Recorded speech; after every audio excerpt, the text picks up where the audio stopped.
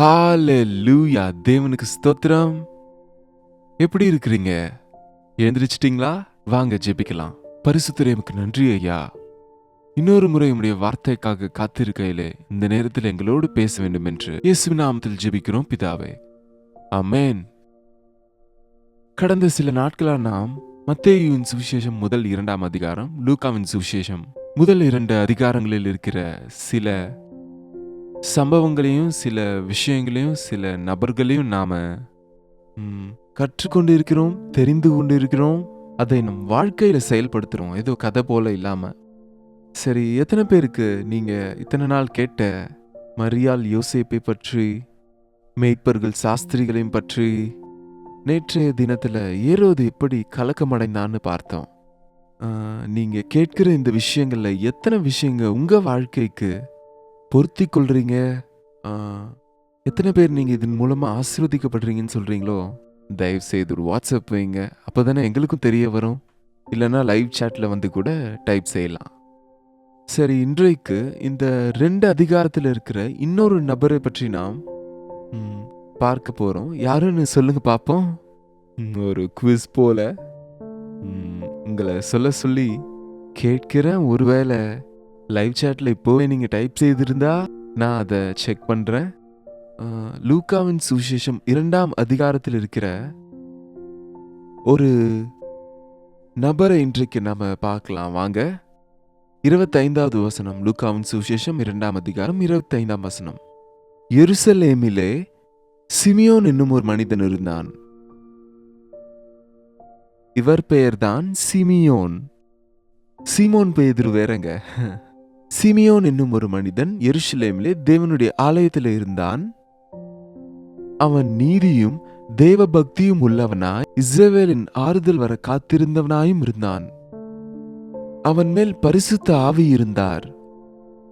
நிஜமாவே கலக்கமடைகிற ஏரோது போன்றவர்கள் ஒரு பக்கம் இருந்தா, அதே எருசலேமிலே தேவனிடத்தில் பயபக்தி உள்ளவனாயும் நீதிமானாயும் இருந்த, பக்தியுள்ளவனாயிருந்த, இஸ்ரவேலுடைய ஆறுதலுக்காக, இஸ்ரவேலர்கள் தேவனுடைய வாக்குத்தத்தத்தின் பிள்ளைகள் கஷ்டங்களில் இருக்கிறாங்க, வேதனையில் இருக்கிறாங்க, அவங்களுக்கு ஆறுதல் வேண்டும். அவர்களுக்கு ஆறுதலை தருகிற ஆறுதலின் தேவன், அவர்களை நேசிக்கிற விமோச்சிக்கிற தேவன் மேசியா இந்த உலகத்துக்கு வர வேண்டும் என்று காத்திருந்தாராம். ஆமாங்க, இப்ப கூட நாம எருசலேமின் பாதுகாப்புக்காக ஜெபிக்கணும். ஜெருசலேம்ல அவங்க எவ்வளவு யுத்தத்துல ஜெயிக்கிறாங்க, எவ்வளவு போராடுறாங்கன்றது ஒரு பக்கம் இருந்தா, எவ்வளவு நஷ்டமாகறாங்க, எவ்வளவு போராட்டத்துல இருக்கிறாங்களோ, எத்தனை பிரச்சனைகளை எதிர்கொள்றாங்க என்பது நினைச்சு கூட பார்க்க முடியாதுங்க. எருசலேமுக்காக ஜெபிப்போம். எருசலேமுக்காக ஜெபிப்பவர்களை ஆசீர்வதிப்பேன் என்றார். இஸ்ரவேல் ஜனங்கள் தேவனுடைய வாக்குத்தத்தத்தின் ஜனத்துக்காக ஜெபிக்க வேண்டி இருக்கு. அவங்க மனக்கண்கள் திறக்கப்படணும், இயேசுவே ரட்சகர்னு அறியணும். உங்களுக்கு தெரியும் இல்லையா, யூதர்கள் அநேகர் 90% இன்னும் இயேசு கிறிஸ்துவை ரட்சகராக இன்னும் அங்கீகரிக்கல. அதே எருசலேமிலே அவர் வாழ்ந்தார், போதித்தார், மரணித்தார், மீண்டும் உயிரோடு எழுந்தார். ஆனா இன்னும் அவங்க மனக்கண்கள் திறக்கப்படல. காரணம், நம்ம எல்லாருக்காகவும் தேவன் அவங்களுக்கு முகத்திரையை போட்டிருக்காருன்னு பைபிள்ல இருக்குங்க. இந்த சிமியோன் இஸ்ரவேலின் ஆறுதல் வர காத்திருந்த ஒரு பக்திமான், நீதிமான். பரிசுத்த ஆவி அவன் மேல் இருந்தார். பரிசுத்த ஆவியானவர் ஆதியிலிருந்து இருக்காருங்க. பெந்தேகோஸ்தே நாள்ல தான் பரிசுத்த ஆவியானவர் வானத்திலிருந்து இறங்கி வந்தாருன்னு நம்ம நினைக்கிறோம். பரிசுத்த ஆவியானவர் நம்முடைய சாயலிலே ஆணாகவும் பெண்ணாகவும் சிருஷ்டிக்கலாம் என்று சொன்னபோதே, நாம் என்று சொன்னபோதே பிதா குமாரன் பரிசுத்த ஆவி இருக்காங்க. தேவனுடைய ஆவியினால நிரப்பப்பட்டவங்க தேவனுடைய நடத்துதலை கொண்டு இருப்பாங்க. இந்த சிமியோன் என்ன செய்தாரோ பாருங்க. அவர் கர்த்தருடைய கிறிஸ்துவை நீ காணும் முன்னே மரணமடைய மாட்டாய் என்று பரிசுத்த ஆவியினாலே அவனுக்கு அறிவிக்கப்பட்டு இருந்தது. எவ்வளவோ காலமாய் காத்து கொண்டிருக்கிறார். கிறிஸ்து ரட்சகரை பார்க்க வேண்டும் என்று, விமோட்சகரை பார்க்க வேண்டும், மேசியாவின் வருகையை பார்க்கணும்னு. நிச்சயமாய் நீ மேசியாவின் வருகை காண்பாய் என்று அவனுக்கு சொல்லப்பட்ட போது அவன் நல்ல முதிர் வயதிலே காத்து கொண்டிருந்தான். அவன் ஆவியின் ஏவுதலினாலே தேவாலயத்திலே வந்திருந்தான். போ என்று தேவனுடைய ஆலயத்திற்கு ஏவப்பட்டவனாக ஆவியின் ஏவுதலினாலே கரெக்டா அந்த நாள்ல அந்த நேரத்துல அங்க வந்தார். எந்த நாள்? 8வது நாள். யூதர்கள் தங்களுடைய குமாரர்களை விருத்த சேதனம் செய்வதற்கு ஆலயத்துக்கு கொண்டு போய் பிரதிஷ்டை செய்து பெயர் சூட்டுவாங்க. சோ ஏசா ஆண்டவரை மரியாளும் யோசேப்பும் எருசலேம்ல இருக்கிற ஆலயத்திற்கு 8வது நாளிலே கொண்டு வந்தாங்க.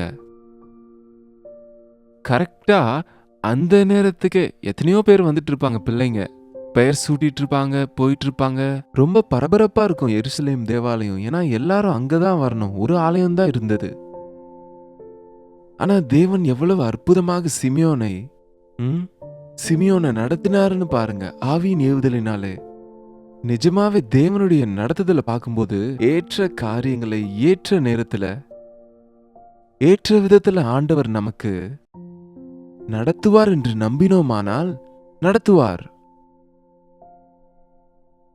இயேசு என்னும் பிள்ளைக்காக நியாயப்பிரமாண முறைமையின்படி செய்வதற்கு தாய் தகப்பன்மார் அவரை உள்ளே கொண்டு வருகையில் அந்த டைம்ல அவர் அங்கே வந்து இயேசுவை தன் கைகளில் ஏந்தி கொண்டு தேவனை ஸ்தோத்திரித்து இப்படி சொன்னார். எவ்வளவோ பிள்ளைங்க இருப்பாங்க. ஆனா இந்த பிள்ளை தான் மேசியா, இவரே இரட்சகர், இவரே இயேசு என்று யார் வெளிப்படுத்தினாங்க? என்னை யார் என்று நினைக்கிறீங்கன்னு இயேசு சீஷர்களிடத்தில் கேட்டபோது சிலர் ஏலியான்னு நினைக்கிறாங்க, சிலர் தீர்க்கதரிசி நினைக்கிறாங்க, சிலர் ஞானஸ்நானம் கொடுக்கிற யோவான் ஸ்நானகர் நினைக்கிறாங்கன்னு சொன்னபோது நீங்க என்ன பத்தி என்ன நினைக்கிறீங்கன்னு பேதுரு தைரியமாய் சொன்னான். நீர் ஜீவனுள்ள தேவனுடைய குமாரனாகிய கிறிஸ்து என்றபோது இயேசு ஒரு வார்த்தையை சொன்னார். இந்த விஷயம் நீயே அறிந்து கொண்டதல்ல, பரிசுத்த ஆவியானவர் உனக்கு வெளிப்படுத்தினார். ஆமாங்க, யாரும் இயேசு கிறிஸ்துவ ரட்சகராக ஏற்றுக்கொள்ள மாட்டாங்க பரிசுத்த ஆவியானவர் உணர்த்தாம. ஆகவேதான் பரிசுத்த ஆவியானவர் வரும்போது நீதியை குறித்தும் பாவத்தை குறித்து, நீதியை குறித்து, நியாய தீர்ப்பை குறித்து நமக்கு உணர்த்துவார். இயேசு கிறிஸ்துவை நாம் ரட்சகராக ஏற்றுக்கொண்டோம்னு சொன்னா பரிசுத்த ஆவியின் உதவியோடு தான் நடந்தது என்ற விஷயத்தை மறந்துவிடக்கூடாது.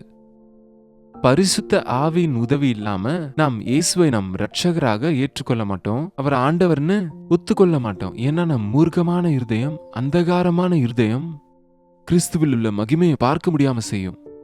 நம் மனக்கண்கள் திறக்கப்படும் போது அவர் ஜீவனுள்ள தேவனுடைய குமாரனாகிய கிறிஸ்து என்று அறிய முடியும்.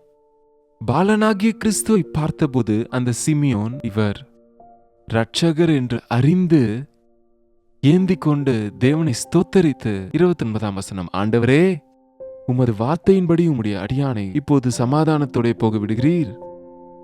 ஆண்டவரே, என் வாழ்க்கை பாக்கியம் பெற்றது. உம்முடைய வார்த்தையின்படி நான் இந்த உலகத்தை விட்டு போவதற்கு ஆயத்தம். உமது வார்த்தையின்படி உமது அடியானை சமாதானத்தோட இப்போது போக விடுகிறீர்.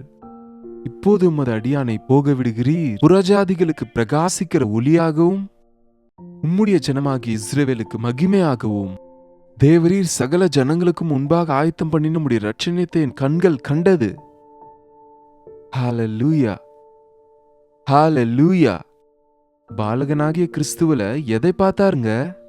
புற ஜாதிகளுக்கு ஒளியாகவும், அந்தகாரத்தில் இருக்கிறவங்களுக்கும் ஒன்றும் தெரியாம இருளில இருக்கிறவங்களுக்கும் எது என்ன என்று தெரிந்து கொள்ளும்படி அவர்களுடைய மனக்கண்களை திறக்கும்படிக்கு ஒளியாகவும், என்னங்க, உம்முடைய ஜனமாகிய இஸ்ரவேலுக்கு மகிமையாகவும் தேவரீர் சகல ஜனங்களுக்கும் முன்பாக நீர் ஆயத்தம் பண்ணின ரட்சண்யம் இயேசு கிறிஸ்துவை பார்த்தபோது அவரிலே ஆயத்தமாக்கப்பட்டிருந்த ரட்சிப்பு சிலுவையில் அவர் பரிபூரணம் செய்த அந்த சிலுவையின் யாகத்தை பார்த்தார். ரத்தம் சிந்துதல் இல்லாமல் பாவ மன்னிப்பு இல்லை. இயேசு கிறிஸ்து சிலுவை மரணம் உயிர்த்தெழுதலை விசுவாசத்தின் கண்களோடு பரிசுத்த ஆவியின் வெளிப்படுத்துதலோடு அறிந்து சிமியோன் தேவனை துதிக்கிறார். 34ஆம் வசனம் கூட வாசிக்கிறேன். பின்னும் சிமியோன் அவர்களை ஆசீர்வதித்து, இதோ அநேகருடைய இருதய சிந்தனைகள் வெளிப்படத்தக்கதாக இஸ்ரவேலில் அநேகர் விழுகிறதற்கும் எழுந்திருக்கிறதற்கும் விரோதமாக பேசப்படும் அடையாளமாவதற்கும் இவர் நியமிக்கப்பட்டிருக்கிறார். அது மட்டுமல்ல, உன் ஆத்துமாவையும் ஒரு பட்டயம் உருவி போகும் என்று அவருடைய தாயாகிய மரியாளிடம் சொன்னார். என்ன சொன்னார்? அம்மா, உன் இருதயத்திற்குள்ளே ஒரு பட்டயமானது உருவி போகும். இவர் அநேகருக்கு விரோதமானவராக இருப்பார். அநேகர் இவர் மேல் பொறாமை கொள்வாங்க. இவரை துன்மார்க்கரின் கைக்கும் பாவிகளின் கைக்கும் ஒப்பு கொடுப்பாங்க. இவரை அவமானப்படுத்துவாங்க, ஹிம்சிப்பாங்க, சிலுவையில் அறைவாங்க. அவர் அநேகருக்கு நன்மை செய்வார் என்ற அவர் வாழ்க்கையெல்லாம் இயேசு கிறிஸ்துவின் வாழ்க்கையை மொத்தமும் பார்த்தது போலவே சிமியோன் பரிசுத்த ஆவியினாலே உணர்த்தப்பட்டவராய், உன் ஆத்மாவிலே பட்டயம் உருவி போகிற நாள் ஒன்று வருகிறது என்று சொன்னபோது மரியாளுக்கு புரியவில்லைங்க. சிலுவை அண்டையிலே மரியாள் நின்றபோது அவருடைய விழாவிலே குத்தப்பட்ட குத்து, அந்த கல்வாரி சிலுவையில தொங்கும்போது அந்த தாயின் இருதயத்துல பட்டயங்களினாலே குத்தினது போல ஒரு வேதனை விசுவாசத்தின் கண்களாலே பார்த்து, அவர் இரட்சகர் என்றும் சகல ஜனங்களுக்காகவும் ஜீவனை தந்த விமோச்சகர் என்றும் அறிந்து கொண்டார். எத்தனை முறை கேட்கிறோம் இயேசுவின் சுவிசேஷத்தை, எத்தனை முறை அவர் பிறந்ததை பற்றியும் மரித்ததை பற்றியும் சிலுவையின் யாகத்தை பற்றி உயிர்த்தெழுந்த இயேசுவை பற்றி கேட்கிறோம், பாடுகிறோம். உங்க வாழ்க்கையில இவரை உன்னுடைய ஆண்டவராக அங்கீகரித்திருக்கிறீங்களா? அவர் உனக்காக சிலுவையில் செய்த தியாகத்தை நம்புறீங்களா? உங்கள் பாவங்கள் இயேசு கிறிஸ்துவின் ரத்தத்துல கழுவப்பட்டதா? இந்த வருஷ கடைசியில சரியான ஒரு தீர்மானத்தை செய்யுங்க. கிறிஸ்து உனக்காக மரித்தார், கிறிஸ்து நமக்காக மரித்தார். ஆனால் அவர் மரித்த தேவன் மட்டுமல்ல, மரித்து மீண்டும் உயிரோடு எழுந்தவர். பாலனாகி இயேசுவை ஆராதித்துக் கொண்டிருக்க வேண்டாம். பரிபூர்ணமான உயிரோடு எழுந்திருக்கிற இயேசுவின் இடத்துல ஆனந்திக்கலாம், ஜெபிக்கலாம். பரிசுத்தரே, அன்பான தகப்பனே, இன்னொரு முறை உம்முடைய சந்நிதியில் எங்கள் இருதயத்தை ஊற்றுகிறோம் அப்பா. விசுவாச கண்களை எங்களுக்கு தாங்கப்பா. இயேசுவை நோக்கி பார்க்கிற கண்களை எங்களுக்கு தாங்க.